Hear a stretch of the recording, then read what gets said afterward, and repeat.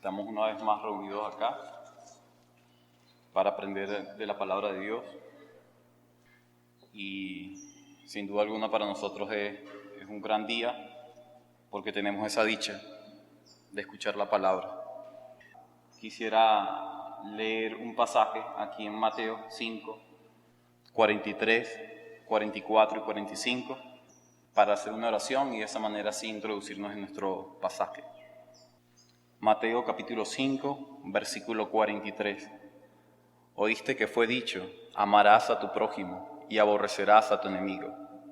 Pero yo os digo, amad a vuestros enemigos, bendecid a los que maldicen, haced bien a los que os aborrecen, y orad por los que os ultrajan y os persiguen, para que seáis hijos de vuestro Padre que está en los cielos, que hace salir su sol sobre malos y buenos, y hace llover sobre justos e injustos. Amén. Damos, Señor, gracias a ti esta mañana, porque nos permites estar acá y compartir de la palabra de Dios. Eres un Dios que muestras tu benevolencia, muestras tu misericordia y tu bondad para con cada uno de nosotros. Esta mañana nuevamente lo estás haciendo, no solo hacia la iglesia, sino también hacia los pecadores. Los hombres hoy tenemos la dicha y la oportunidad de seguir respirando y darte gracias a ti por lo que tú, Señor, nos das. Sin embargo, no todos los hombres dan gracias a Dios por la dicha de poder estar en este mundo. Pero cada uno somos obligados por este Dios a darte la gloria a ti y ser agradecidos por lo que tú a nosotros nos das. Oramos para que en este mensaje, en este sermón, en esta enseñanza, cada uno de nosotros pueda adquirir ese conocimiento acerca de lo que tú, Señor, nos expresas en este último sermón sobre las bienaventuranzas. Amén. Ya hoy día los cristianos no quieren sufrir, hoy día los cristianos no quieren vivir conforme a estas bienaventuranzas. Y lo que nosotros estamos viendo hoy día en nuestro mundo es que la pandemia que está ocurriendo ya desde hace más de un año, por lo menos en nuestro país y en la gran parte de América Latina, es que está aterrando a nuestros pueblos. Los hombres hoy día temen ser contaminados de este virus. Los hombres hoy día temen no poder vacunarse. Los hombres hoy día temen si sus mascarillas son suficientes para asegurar su salud. El hombre no tiene razón hoy día para alegrarse en medio de la aflicción, como lo expresa el versículo 10 del capítulo 5 del Evangelio de Mateo. El presente del hombre es incierto y su futuro es bastante perturbador. No tiene una esperanza. Eso es lo que nosotros estamos viendo en nuestro mundo. El mundo evita sufrir. Hoy día los políticos están sacando las fuerzas de seguridad a las calles para evitar que la población sufra con esta pandemia. El mundo y los hombres no tienen control del sufrimiento. La pregunta es, ¿por qué sufres tú hoy? ¿Sufrimos por el pecado, por una enfermedad o por la causa de Cristo? Steve Lawson dijo lo siguiente: si no fuera por nuestra creencia en la soberanía de Dios, estaríamos desesperados.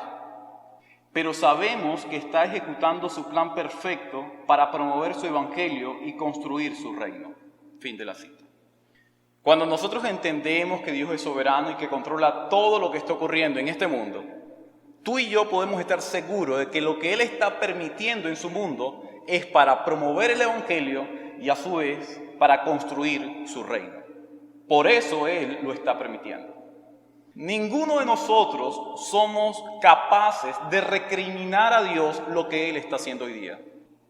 Este será nuestro último sermón sobre las bienaventuranzas, así que vamos a regresar nuevamente al capítulo 5 del Evangelio de Mateo para ver un pasaje que no encaja en nuestra cultura materialista, egocéntrica, egoísta, y lo que Dios nos demanda a nosotros cuando somos perseguidos por causa de la justicia, cuando somos perseguidos por causa de Cristo. Es por esto que he titulado el sermón de hoy, Bienaventurados los que padecen persecución. Este sermón estará estructurado en dos partes. como lo hemos estado viniendo haciendo con las bienaventuranzas. La primera parte es la felicidad del perseguido. Versículo 10, versículo 11 y versículo 12. Y por último, la promesa del que padece. Versículo 10 y versículo 12. ¿Qué es lo que Jesús desea enseñarnos a nosotros hoy? ¿Qué es lo que Jesús quiere que nosotros no olvidemos hoy? Y es lo siguiente. El reino de Dios le pertenece a los que padecen por Cristo. Si tú has escuchado esa frase de conquista el mundo para Cristo, de que tú eres el rey, tú eres el príncipe, tú eres lo más importante de este mundo para Cristo, yo creo que esos argumentos son bastante antibíblicos, porque Jesús está diciendo que si alguien es heredero del reino de Dios, o del reino de los cielos, o del reino de Cristo, esta persona se certifica o se caracteriza por sufrir por la causa de Cristo. Así que si alguien se cree ciudadano del reino de Cristo, esa persona debe sufrir por Cristo. Es lo que nos está diciendo nuestro pasaje hoy. Vamos a recordar un poco acerca del contexto general. No vamos a afianzarnos mucho allí, porque ya tenemos conocimiento acerca de esto. Jesús está en una montaña, en un monte, está hablando a una multitud acerca de cómo deben ser los seguidores de él, sus discípulos. Los discípulos de Jesús se caracterizan por ser pobres en espíritus, por ser personas tristes que lloran por su pecado, por ser personas mansas, por tener hambre y sed de justicia, por ser misericordiosos, por ser limpios de corazón y por ser pacificadores. Entonces, el discípulo de Cristo se va a notar por medio de estas bienaventuranzas. Jesús ahora está diciendo a todos sus discípulos algo que él aún no ha experimentado y que quizás sea difícil de asimilar en aquella audiencia que tiene Jesús. Allí mismo, en lo que es el Sermón del Monte, ha declarado de que nosotros debemos amar a nuestros enemigos, debemos bendecir a los que nos maldicen, debemos hacer bien a los que nos aborrecen y debemos orar por los que nos ultrajan y nos persiguen. Pero Jesús aún no ha ido a la cruz. Nosotros ya sabemos que Jesús fue a la cruz. Se nos hace mucho más fácil comprender lo que Jesús está diciendo con respecto al sufrimiento. Ya dicho esto, vamos a ir a nuestra primera parte, que es la felicidad del perseguido. Versículo 10, 11 y 12. Bienaventurados los perseguidos por causa de la justicia. Bienaventurados sois cuando os vituperen y persigan, y digan contra vosotros toda clase de mal por mi causa, mintiendo. Porque así persiguieron a los profetas que fueron antes de vosotros. ¿Quiénes son perseguidos? Jesús está diciendo acá que los perseguidos son aquellos que se parecen a Él. Todos aquellos que se parecen a Cristo, ellos son perseguidos. Jesús está diciendo acá, la persecución es inevitable. Y quizás usted cuando comience a leer y está leyendo y está estudiando sobre las bienaventuranzas, usted dice, bueno, una persona piadosa, pura, íntegra, misericordiosa, una persona recta, una persona pulcra, de buen testimonio, ¿cómo es que el mundo lo va a perseguir? Si está haciendo las cosas bien. Y Jesús está diciendo, porque haga las cosas bien, es que te van a perseguir. La persecución para el justo, para el recto, para el puro, es inevitable. Si te das cuenta, tú vas a sufrir, no por tu pecado, vas a sufrir con respecto a la bienaventuranza. No se trata de nuestro pecado, de nuestros problemas matrimoniales, de nuestros problemas sociales, de nuestros problemas económicos o de nuestros problemas políticos. No se trata de eso. Se trata de sufrir por la causa de Cristo. O sufrir, según lo que expresa el versículo 10, por causa de la justicia. La felicidad le pertenece a aquellos que han sido perseguidos por causa de la justicia. Bienaventurados los perseguidos. La verdadera felicidad le pertenece solo a ellos. Estamos hablando no de una felicidad temporal, sino de una felicidad que está enraizada en el corazón del hombre perseguido. Si esto es así, un cristiano no perseguido no es cristiano. Si usted dice, yo soy cristiano, pero usted no es perseguido, entonces usted no es cristiano. Lo que certifica a una persona si es cristiana o no es cristiano es que es perseguido por la causa de Cristo. Como lo dije anteriormente, no se trata de sufrir por ti o por tu pecado. Se trata de sufrir por la causa de Cristo. Son cosas diferentes. El mundo sufre por una pandemia, el mundo sufre porque no le ha llegado la caja de comida, el mundo sufre porque no tiene recursos económicos para comprar algo, el mundo sufre por el pecado. Por eso es que el mundo sufre. Pero nosotros estamos hablando de sufrir, no es por estas cosas que el mundo está acostumbrado a sufrir. Estamos hablando de sufrir por parecernos a Cristo. Ahora, ¿quién hace posible que un pecador tenga la imagen de Cristo? Y es allí donde debes comprender que el Espíritu Santo es quien se encarga de tallar la imagen de Cristo en tu vida. Por ende, el Espíritu Santo, de una u otra forma, es responsable de la persecución que a ti te está ocurriendo. ¿Por qué? Porque la persona del Espíritu talla la imagen de Cristo en tu vida y tú, de manera externa, comienzas a reflejar en un mundo hostil a aquel que ellos rechazaron, y es a Cristo. En el país más tolerante, en el país más democrático, en el país donde hay más libertad de expresión, la cruz no deja de ser un símbolo de persecución. ¿Qué quiero decir con esto? Que incluso en una iglesia cristiana, evangélica, bíblica, también hay persecución. Jesús mismo lo dijo, que los de nuestras casas serían mayormente los que nos persiguen. Él experimentó eso. Juan lo dijo en el Evangelio, capítulo 1, a los suyos vino y los suyos le rechazaron. ¿Quiénes entregan a Jesús? Los judíos. No fue el imperio. No fue el imperio romano. Fue la clase religiosa más alta de Israel quien entrega al rey de Israel. Así que la persecución siempre viene de adentro. Siempre. Y no solamente hablamos de adentro de una iglesia o de adentro de un mundo. Estamos hablando de adentro del hombre. Y es del corazón. Cuando el corazón no ha sido redimido por la gracia de Cristo, cuando el corazón no ha sido cambiado por Dios, y allí es donde sale todo. Él mismo lo dijo, no contamina al hombre lo que entra, sino lo que sale. Y lo que sale del hombre son odio, según lo que vemos nosotros acá en nuestro versículo 10, es persecución. Pero Jesús inicia con una palabra y es bienaventurados. Una palabra que ha iniciado desde ya nuestras 7 bienaventuranzas anteriores. ¿Qué significa ser bienaventurado en esta bienaventuranza? Expresa la alegría de la persona que sufre persecución por la justicia. Pero hay algo interesante acá. Y es que esta bienaventuranza que habla sobre dicha alegría o regocijarse, porque cuando te habla de una persona bienaventurada, es una persona que literalmente está brincando de gozo, es interesante que esta bienaventuranza, esta dicha, Jesús la coloca en imperativo. Versículo 12. Gozaos y alegraos.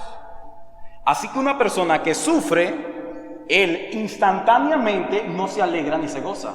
Pero Jesús demanda a los suyos que sufren por la fe de que deben gozarse.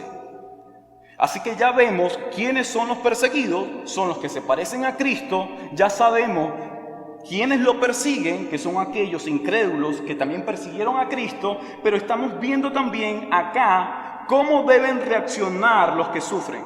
Y es con gozo y con alegría, porque Jesús lo demanda.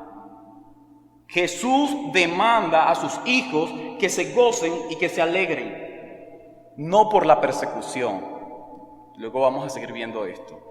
Cuando hablamos acerca de gozarte, no es por la persecución, sino por tu fe, porque tú has sido hallado dentro del mundo hostil, tú has sido hallado digno de sufrir por la causa de Cristo. Eso es diferente a decir que tú te alegras por la persecución. Hay dos diferencias de esta bienaventuranza al resto, a las 7. La primera es que es la más extensa. Es la bienaventuranza más larga. Abarca 3 versículos. Lo segundo es que esta bienaventuranza describe al mundo hostil. No solo es la más larga, sino también describe el comportamiento del pecador hacia los seguidores de Cristo. Hermanos, si el mundo rechazó a Cristo, ¿qué esperamos los seguidores de Cristo? ¿Recuerda Juan 15, versículo 18-19? Si el mundo a mí me aborreció, a ustedes también lo van a aborrecer. Pero ustedes deben, sin duda alguna, alegrarse. ¿Por qué? Porque el mundo los aborrece, porque yo os elegí entre el mundo. Jesús dice que Él nos eligió entre el mundo, ¿para qué? Para sufrir. Ustedes son llamados a sufrir. En el Nuevo Testamento encontramos el apóstol Pablo que dice: es necesario que se cumplan en nosotros los padecimientos de Cristo. Somos llamados a completar los sufrimientos de Cristo en nuestra vida. Así que recuérdalo, eres perseguido porque te pareces a Cristo. Los creyentes siempre seremos perseguidos. No hace falta que busques la persecución, no lo hagas. Recuerda, bueno, yo voy a orar porque realmente llevo 5 años siendo cristiano y yo no he sido perseguido. No busques la persecución. Recuerda, es inevitable. Ella va a llegar. ¿Por qué? Porque te pareces a Él. ¿Qué es ser perseguido? Ser perseguido es un conjunto de acciones represivas o maltrato persistente contra una persona o contra un grupo. Eso es ser perseguido. El Evangelio, Cristo, el cuerpo de Cristo, Él es maltratado de manera persistente. El cuerpo de Cristo es golpeado constantemente por el mundo. Hay acciones legales represivas contra el cuerpo de Cristo. Pero lo interesante es que por más golpe que puedan dar a la iglesia de Cristo, al cuerpo de Cristo, jamás será destruido. Porque el golpe nunca llegará a la cabeza. Cuando Cristo resucita entre los muertos, Jesús fue colocado nuevamente en su lugar y fue coronado como Rey de Reyes y Señor de Señores. Y Él no solo hoy día está gobernando este mundo, no solo gobierna el corazón de los hombres, sino que Él hoy día está reinando con el Padre. Así que cualquier tipo de maltrato contra su pueblo no será letal. ¿Cuántos tipos de persecución pueden existir en nuestro tiempo? Quizás 3 tipos de persecución. Lo primero, una persecución verbal, significa insultar, objeto de burlas. No estamos diciendo de que las personas pecadoras van a decir cosas de ti que sean ciertas, porque si tú estás haciendo esas cosas, no estás sufriendo por la causa de Cristo, estás sufriendo por tu propio pecado y por tu mal comportamiento en una sociedad caída. El primer tipo de persecución es verbal, es insultar a los creyentes por su fe. En una oportunidad, un jugador de golf tenía un partido donde él iba a estar con 3 personas. Una de ellas era el presidente de los Estados Unidos y otro era Billy Graham. Cuando este hombre va a jugar con Billy Graham, este hombre pierde el partido, termina el partido y va y le dice a su mejor amigo que Billy Graham no hizo más que saturarlo del Evangelio, que lo fastidiaba porque hablaba solo del Evangelio mientras estaban jugando. Su amigo le dice a él, ese no es el Billy Graham que yo conozco. Billy Graham no te saturaría del evangelio como tú lo estás expresando. Y él dijo, bueno, tienes razón. La realidad es que nunca me habló sobre el evangelio, pero perdí. Me fastidia eso. Perdí, soy el mejor y perdí ante un religioso. Hermanos, a la gente no le importa si tú le has hablado sobre el evangelio o no. Con tan solo saber de que tú eres cristiano, le fastidia y le incomoda esto. No, que ahora tú te vistes como una vieja, eres una anciana.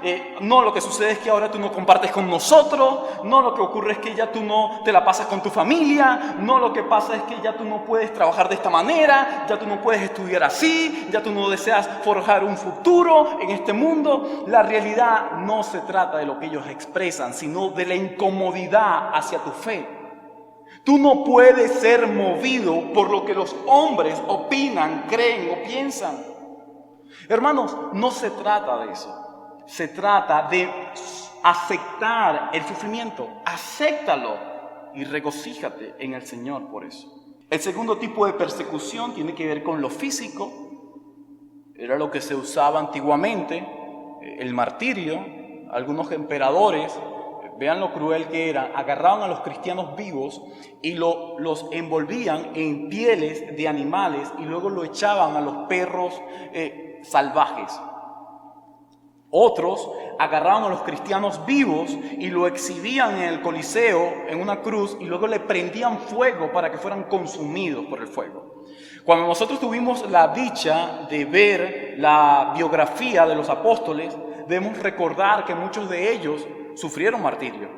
Algunos se le arrancaban la piel vivo, otros eran echados en calderos hirviendo de aceite y eran colocados vivos allí en ese lugar. ¿Por qué? Por su fe.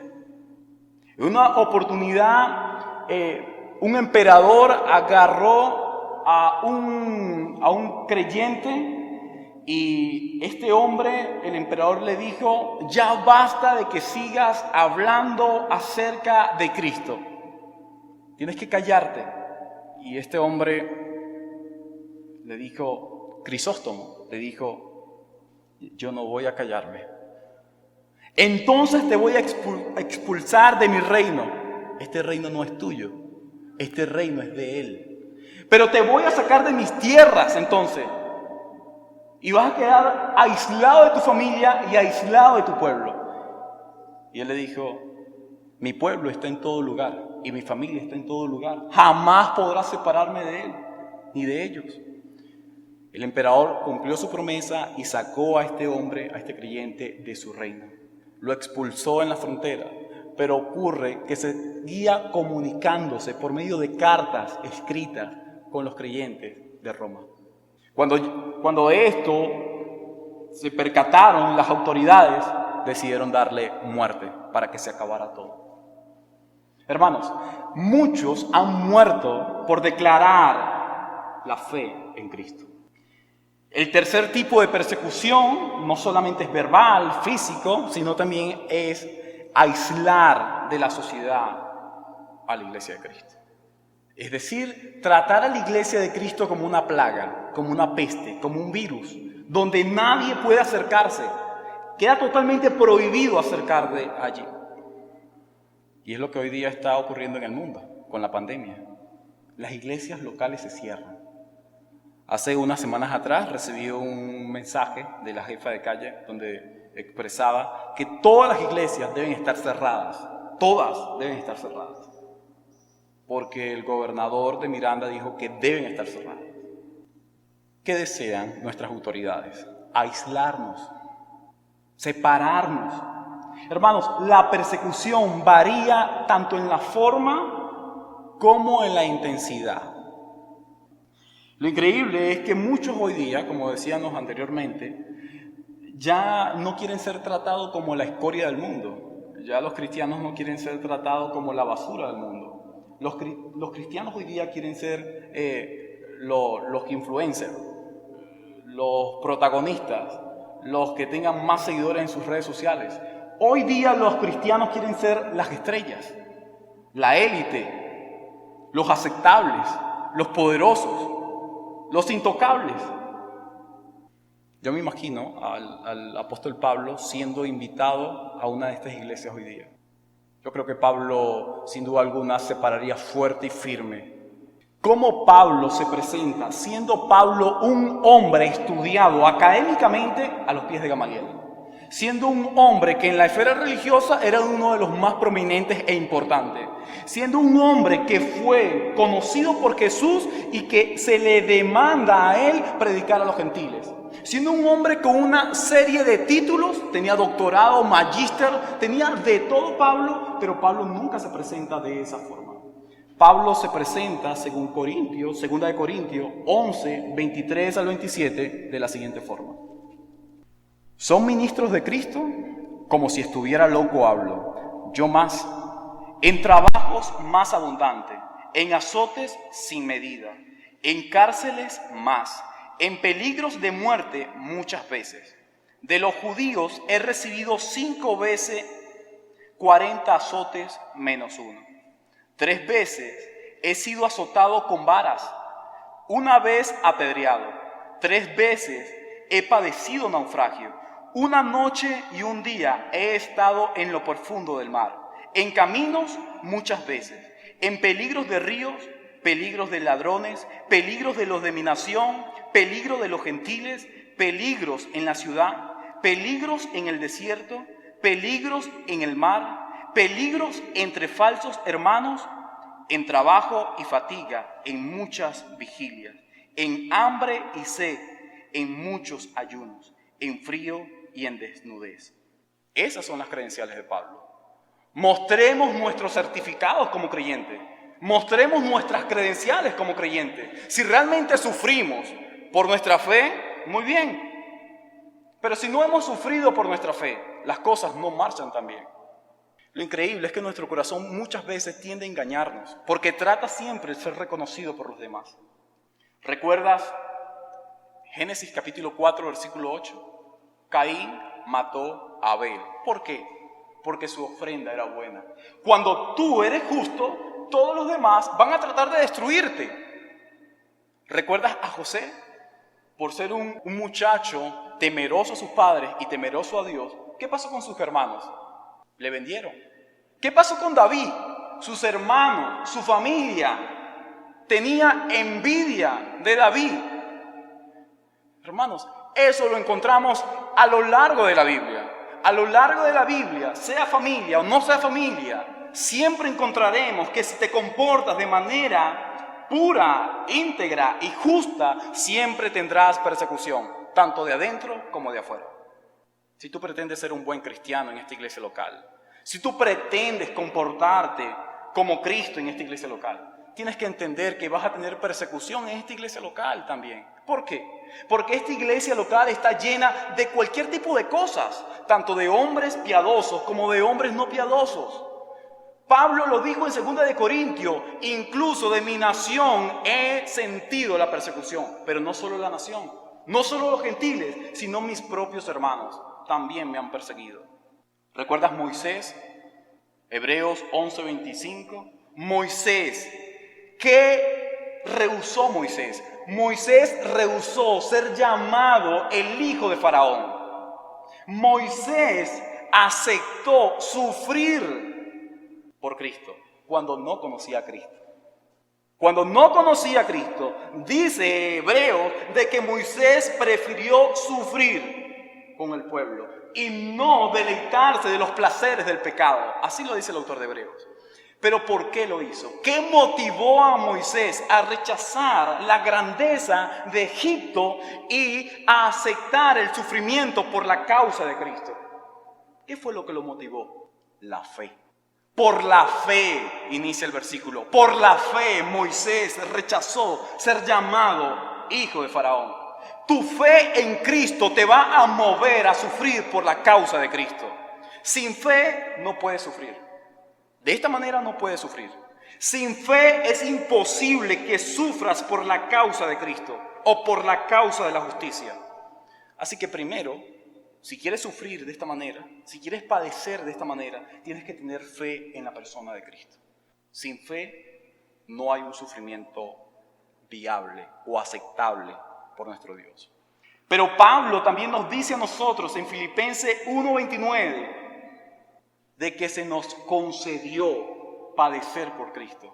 No solo creer en Cristo, sino también se te ha concedido no solo la fe en Cristo, sino se te concede sufrir o padecer por Cristo.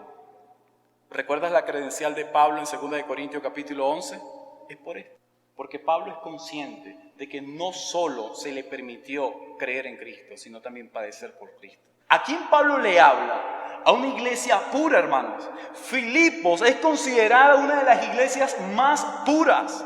Y Pablo le dice a la iglesia de Filipos, a ustedes se le ha concedido padecer por Cristo. ¿Cómo crees que reaccionó los hermanos de Filipos? Siendo considerada una de las más puras. Donde el apóstol Pablo dice, regocijaos. Una vez y otra vez le digo, regocijaos en el Señor. Es allí donde Pablo dice, todo lo puedo en Cristo que me fortalece desde una prisión. Pablo dice, todo lo puedo en Cristo que me fortalece. En la prisión está sufriendo por la causa de Cristo. Pero no solo le habla a la iglesia de Filipos. Tenemos 1 de Tesalonicenses capítulo 3, versículo 3. Pablo dice a otra iglesia pura que hemos sido destinados a sufrir. Así que a los puros, Pablo le sigue diciendo, es algo normal de que sufras. Y a los no tan puros, tienen que aprender a purificarse para sufrir. ¿Por qué entonces son perseguidos? Debes recordarlo que es por la justicia. La justicia provoca la ira del pecador. Cuando hablamos acerca de la justicia, no estamos hablando acerca de la justicia imputada, donde se te declara a ti legalmente justo o hijo de Dios. No estamos hablando de esa justicia. Estamos hablando de la justicia impartida, que tiene que ver con el comportamiento de aquel que ha sido declarado justo por Dios. Ahora estamos hablando, la justicia que Jesús menciona en el versículo 10, estamos hablando de una justicia práctica en la vida del creyente, del estilo de vida que tú debes llevar. Es por esto que San Agustín dijo, lo que hace al mártir no es el castigo que sufre, sino la causa por la que sufre. Así que lo que te hace cristiano realmente es la causa. Si la causa de tu sufrimiento es Cristo, eso te hace cristiano. Recuerda que debes alegrarte, gozaos y alegraos cuando somos perseguidos por nuestra fe, pero no por la persecución misma. ¿Por qué no alegrarnos por la persecución? Por lo siguiente, ¿de dónde proviene la persecución? No de los creyentes. Recordemos que la persecución proviene del incrédulo, del pecador. Si nosotros nos alegramos por la persecución, entonces nosotros nos estamos alegrando por la condición actual del pecador. Y si esto es así, esto enseña y demuestra de que nosotros no estamos interesados en la salvación del pecador. ¿Por qué? Porque la persecución nos certifica a nosotros como cristianos. Y eso es un pecado, eso es pecaminoso. Si usted dice, bueno, gracias Señor por la persecución, esa declaración es pecaminosa. ¿Por qué es pecaminosa? Porque tú estás diciendo gracias por todos esos pecadores que están allá y que son hostiles a Cristo y al Evangelio, y gracias a ellos yo puedo sufrir. Eso te lleva a ti a ser un legalista religioso fariseo, donde ellos claramente decían, Señor, nosotros oramos mejor que todos estos hombres. Nosotros somos mejores que ellos. Así que cuando un cristiano dice, gracias Señor porque estoy sufriendo, el sufrimiento es lo mejor que puede ocurrir, tú estás actuando como un fariseo legalista y religioso.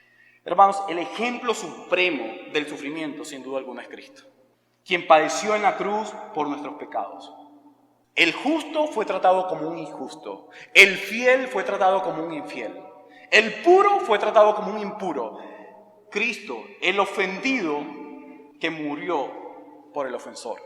El trono de ira ahora se ha convertido en un trono de gracia donde tú y yo podemos ir y deleitarnos y ser perdonados por él. Y las 3 resoluciones son las siguientes. Primero, recibir el mensaje de Cristo es aceptar la persecución. Segundo, Ante la aflicción, nuestra única opción es gozarnos en el Señor. Y por último, ser perseguido por causa de la justicia nos certifica como hijos de Dios. Vamos a pasar a la última estructura de este sermón, la promesa del que padece. Porque de ellos es el reino de los cielos. Gozaos y alegraos, porque vuestra recompensa es grande en los cielos. La persecución, entonces, es una verificación de que usted pertenece a la descendencia justa de Dios. Y una prueba de que aún no estamos en el reino de Dios es que somos perseguidos por causa de la justicia o por parecernos a Cristo. Cuando hablamos acerca del reino de los cielos, estamos hablando acerca del reino de Dios o acerca del reino de Cristo.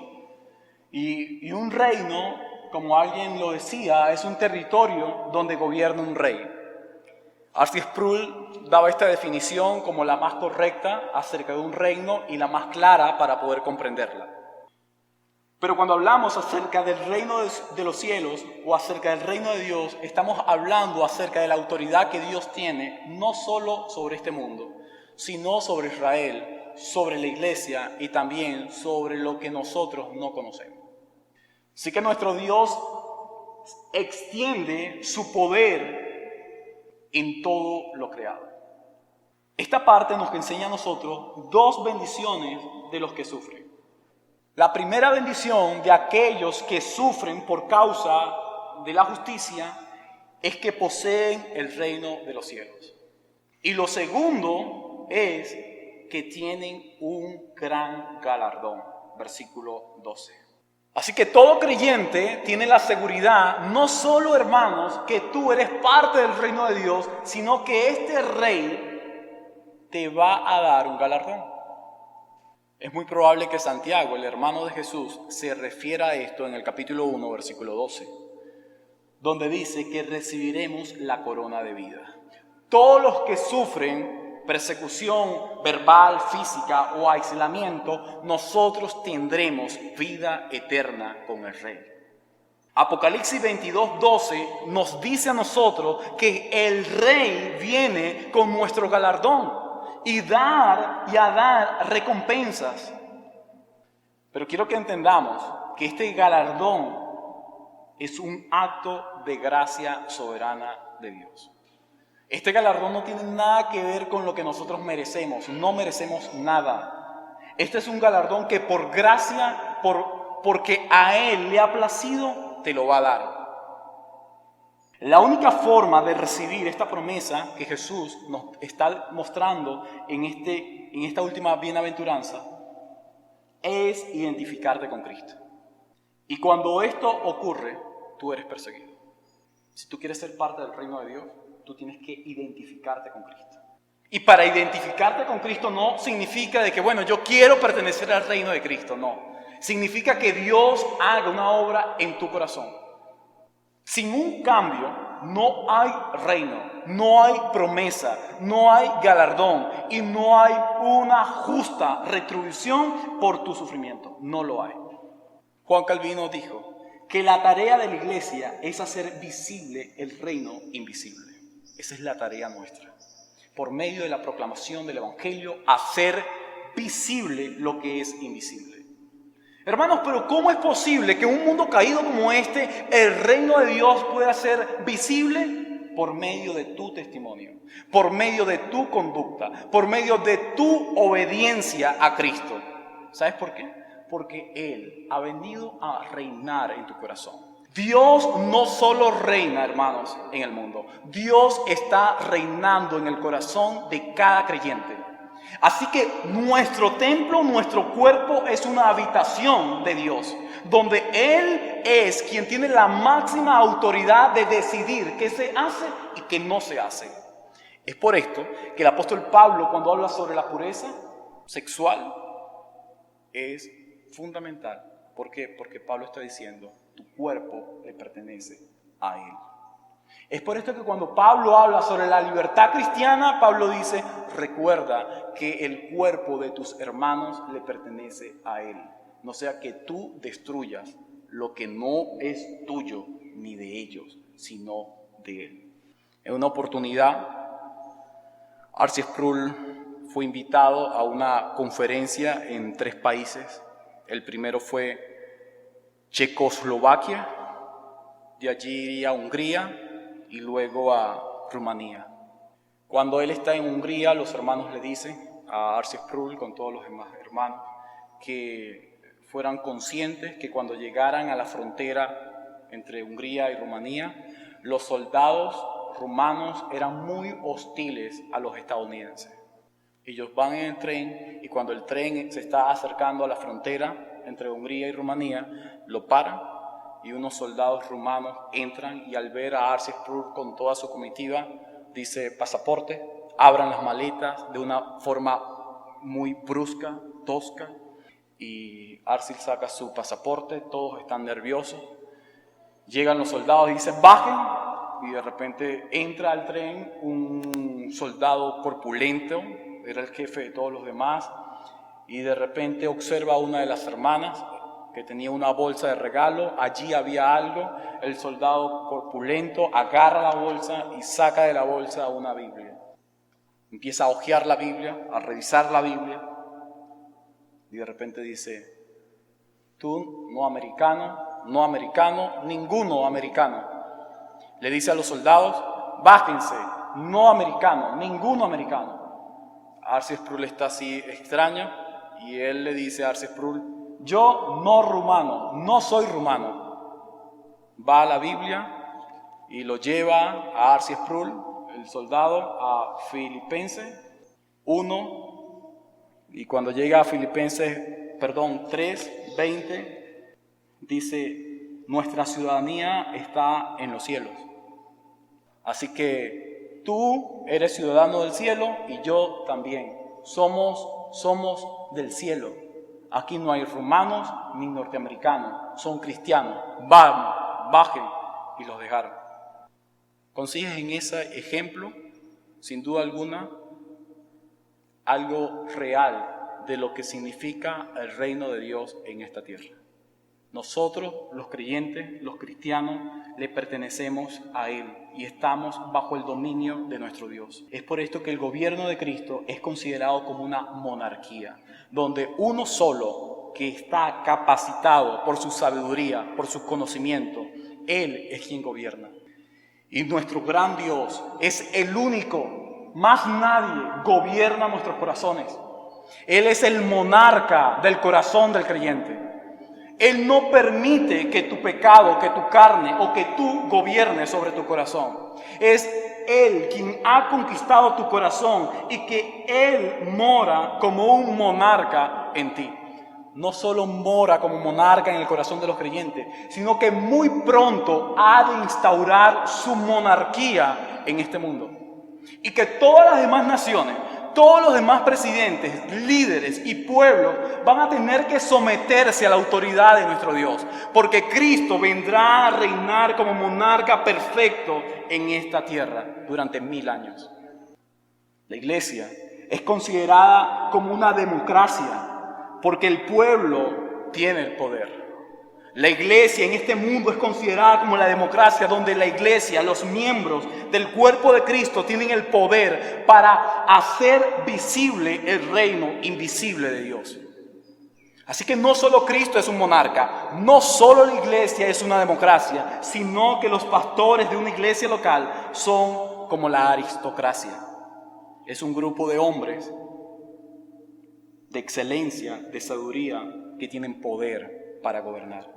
Los pastores de una iglesia local, cuando hablamos de la pluralidad de pastores, ellos tienen el poder y la facultad, aquellos que han sido llamados por Dios para el ministerio de la predicación, de poder enseñar al pueblo de Dios y mostrar este reino invisible de Dios. Hermanos, por más que la iglesia sea golpeada, por más que la iglesia sufra, entendamos entonces que nuestro gran Dios es quien gobierna en este mundo. Nuestro Dios es el único que hace posible lo imposible.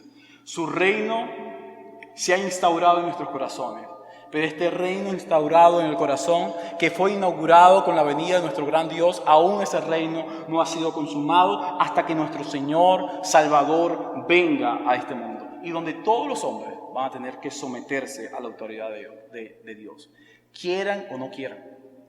Ya aquí no estamos tratando de que nuestro Dios viene como una oveja al matadero. Eso se acabó. Usted tiene que leer Apocalipsis. Nuestro Dios viene como un león. Y el león viene a devorar todo lo que hay. Aquello que le ofende, aquello que se ha opuesto a su voluntad, va a ser devorado por el justo Rey del universo. ¿Qué nos enseña a nosotros esta última parte con respecto al reino de Dios? Nos enseña 3 cosas. Primero, sin persecución no hay entrada al reino de Dios. Segundo, si Dios no gobierna nuestro corazón, no tendremos galardón. Y por último, quien desafía a Dios no formará parte de su reino. Para concluir, recuerda que no se trata de sufrir por sufrir. Cualquier causa no te hace una persona justa para entrar al reino de Dios. No se trata de sufrir por la libertad de un país. No se trata de sufrir para que prohíban el aborto. No se trata de sufrir para que acepten a los negros. No, hermano. Se trata de sufrir por Cristo. Se trata de Cristo. Sin Él, nuestro sufrimiento no tiene sentido. Recuerda lo que dijo aquel predicador escocés, Juan Cano. Él dijo, o se dijo acerca de él, este predicador temió a Dios tanto que nunca se atrevió a temer a ningún hombre. Nunca temió a ningún hombre, solo temió a Dios. Esas palabras que decían sobre este predicador me hacen recordar las palabras que hoy día se dicen de John MacArthur. Recuerda que Cristo es la cabeza de la iglesia y no el César. Podrán cerrar a nuestras iglesias, pero no podrán cerrar nuestra fe. Podrán prohibir nuestra libertad, pero no podrán prohibirnos nuestra relación con Dios. Recuerda, siempre, siempre, lo mejor para nosotros es sufrir por la causa de Cristo.